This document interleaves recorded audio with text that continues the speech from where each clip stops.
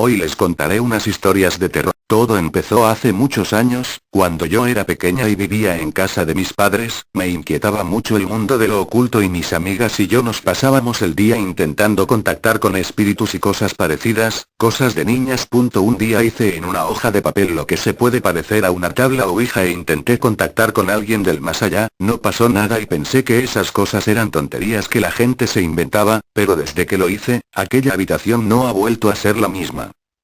Primero empecé a ver a un hombre mayor sentado en mi cama y me miraba como dormía, solo os puedo decir que se pasaba todo el tiempo que yo podía soportar su presencia sentado a mi lado mirándome, luego se difuminaba y sentía como su peso desaparecía de mi cama, es que sentía que estaba sentado. Mi madre, por supuesto, no me creía, pero yo horrorizada conseguí que me cambiaran de habitación. Mi hermana, 2 años más pequeña que yo, a la que os prometo que jamás conté nada, empezó a ver a ese hombre al poco tiempo y mi madre optó por que durmiéramos las dos juntas en otra habitación. Pero tuvimos a nuestro hermano pequeño, 11 años más joven que nosotros, y cuando tenía 3 añitos, empezó a dormir en dicha habitación y no tardó mucho tiempo en empezar a ver al señor en cuestión.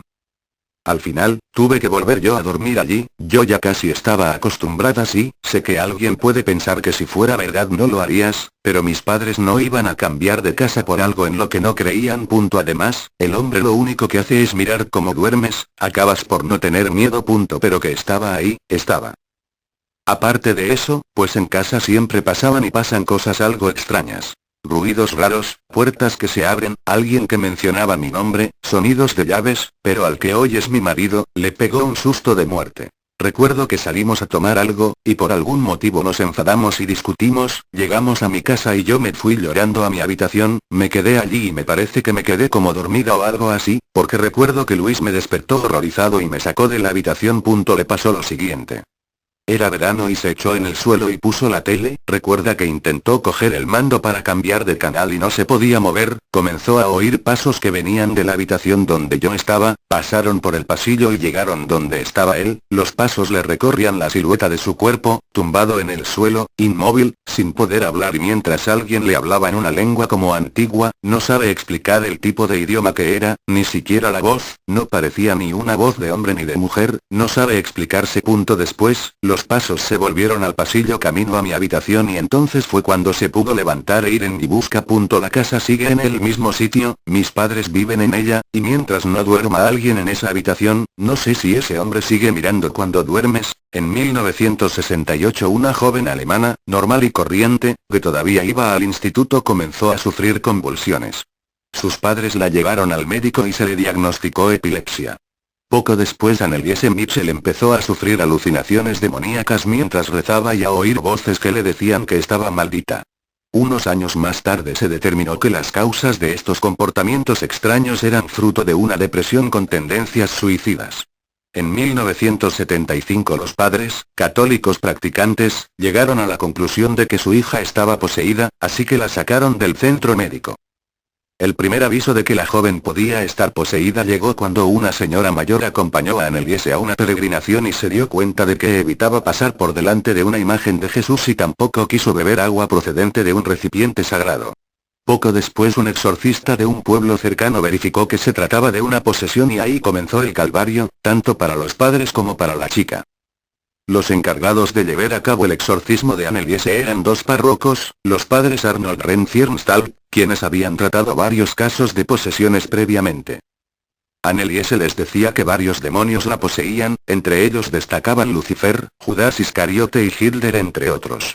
Según ella el demonio no le permitía comer, por lo que solo se alimentaba a base de moscas, arañas y carbón, de beber solo tomaba su propia orina.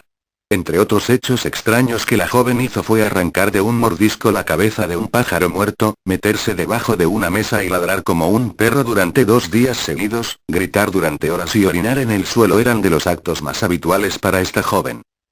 Durante los exorcismos que se le llevaban a cabo la joven hacía genuflexiones, unas 600 por cada sesión de exorcismo, lo que le produjo la rotura de huesos de ambas rodillas. Durante estas sesiones ningún médico se encontraba presente, las convulsiones eran cada vez mayores y la víctima se resistía a comer. Tiempo después, cuando se juzgó a los padres y sacerdotes por la muerte de la chica, se determinó que si se hubiera llamado a un médico o ingresado a la chica en un hospital todavía seguiría viva. Hay que tener en cuenta que antes de morir llegó a pesar 30 kilos. Anneliese pertenecía a una familia extremadamente religiosa. Antes de nacer ella la madre tuvo una hija ilegítima, lo que le hizo pasar muchísima vergüenza en el pueblo y cuando se casó lo tuvo que hacer cubierta por un velo negro, para mostrar al mundo su pecado. Esa hermana suya murió con 8 años y Anneliese tan solo pretendía tener contenta a su madre, por eso se hizo una ferviente católica. En su adolescencia durmió varios días en el suelo, para liberar a los pobres y drogadictos de sus pecados, al verlos a ellos dormir en el suelo de la estación de trenes. Cuando iba a la universidad tenía su habitación llena de fotos de santos, tenía al lado de la puerta agua bendita y rezaba el rosario regularmente. Cuando Anneliese se murió las autoridades consideraron culpables a sus padres y los 2 sacerdotes que la habían atendido. Las causas de la muerte de la chica fueron desnutrición y deshidratación. También sufría neumonía y fiebre muy alta. Se la enterró al lado de su ilegítima hermana, sitio reservado para hijos ilegítimos y suicidas. Sus últimas palabras antes de morir fueron: a los curas, rezad para la absolución. Y a su madre: mamá, tengo miedo. Durante el juicio se especuló con la posibilidad de que los sacerdotes al intentar ayudarla estuvieran provocando el efecto contrario, esto es, animándola a continuar con su historia de posesión y sus hábitos extraños y poco saludables. 2 años más tarde de su muerte su cuerpo fue exhumado por petición de sus padres, según ellos para poder enterrarla en un ataúd mejor que en el que estaba. La verdad era que una monja les dijo que había tenido una visión y que el cuerpo de su hija estaba aún intacto. Según las investigaciones el cuerpo tenía rastros inequívocos de putrefacción, aunque las fotos del cuerpo nunca salieron a la luz. El día miércoles 18 de mayo de 2005 Juan Ramón Sáenz del popular programa La Mano Peluda entrevistó a Facundo del programa Incógnito quien tuvo hace algunos días una experiencia terrible y espeluznante. Facundo narró lo siguiente. Él se encontraba grabando un programa sobre fantasmas para presentarlo en la siguiente emisión del mismo, para esto se trasladó a un cementerio de la Ciudad de México, él llegó junto con su equipo, lo extraño empezó ya dentro del panteón donde él andaba con su cámara grabando, cuando en eso sintió que alguien le arrojaba piedritas, cosa que no extrañó a él, pues pensó que era parte de su equipo el que le quería jugar una broma, por lo que tomó una piedra y la lanzó para el lado que venían, le extrañó que su equipo se encontrara hacia el otro lado de donde vinieron las piedritas. En eso Facundo escuchó mientras grababa como que hacían unos ruidos, que pensó que era un gato, pero luego escuchó bien: mamita ¿por qué me dejaste?, decían en voz de una niña, entonces la curiosidad y un poco extrañado y su escepticismo le movió el ir a ver de dónde provenía esa voz. Divisó a lo lejos cerca de una tumba a una niña con una anciana de espaldas, para esa hora ya eran la 1 am y él pensó que era una niña perdida o una niña rezando con su abuelita, o tal vez alguien que vivía ahí en el cementerio, así que movido por la curiosidad empezó a caminar y llegando a unos 50 mts de distancia Facundo le preguntó que qué le pasaba, como no obtuvo respuesta se acercó mucho más y hasta estar a unos centímetros de ella con su cámara grabando, en eso le volvió a preguntar Facundo si estaban perdidos, y extendió la mano para tocarle el hombro, cuando de repente volteó y era un rostro de una niña con los ojos rojos que lo miraron.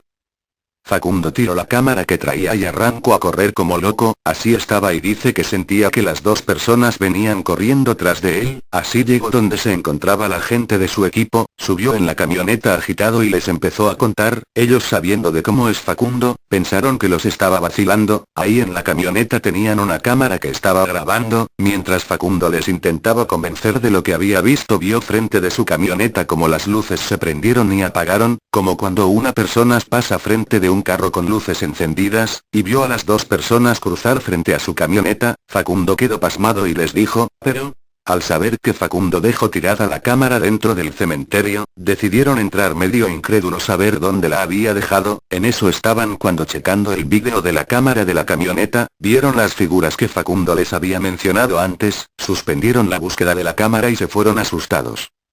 Al día siguiente Facundo se sentía muy mal, así que fue a ver a un médico que vivía cerca de su casa, el cual le mencionó que estaba bastante baja su presión y que si latía su corazón 2 veces más bajo de lo que estaba podría entrar en coma, en eso estaba y decidió irse con un chamán a hacerse una limpia lo que le ayudó a irse componiendo.